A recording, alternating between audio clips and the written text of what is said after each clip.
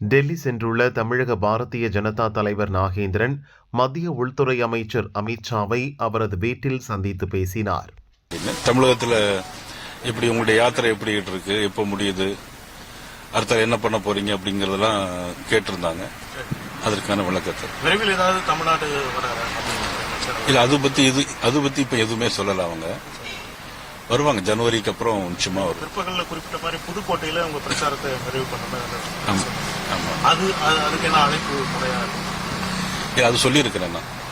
தொகுதி பங்கீடு பேசுவாங்க அப்படின்ற தகவல் வெளியே இல்ல. தொகுதி பங்கீடு பத்தோ கூட்டணி பத்தோ எதுவுமே நாங்க பேசல. என் யாத்திரை ஜனவரி 9ஆம் தேதி நிறைவு பண்ணால நீங்களோ அல்லது பிரைம் மினிஸ்டரோ வரணும் அப்படின்னு சொல்லி வச்சுக்கிட்டேன். கண்டிப்பா வர்றேன் அப்படின்னு சொல்லியிருக்கிறாங்க. அவங்கள்ட்ட சொல்லியிருக்கிறேன், 2 பேர்ல யாராவது ஒருத்தர் வரணும் அப்படின்னு வர்றேன் அப்படின்னு.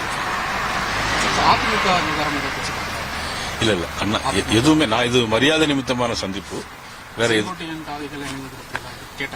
இல்ல. கூட்டணி பத்தி எதுவுமே பேசல. இல்ல இது மரியாதை நிமித்தமான சந்திப்பு தான். நான் கேட்டிருந்தேன், அதனால கண்டிப்பா.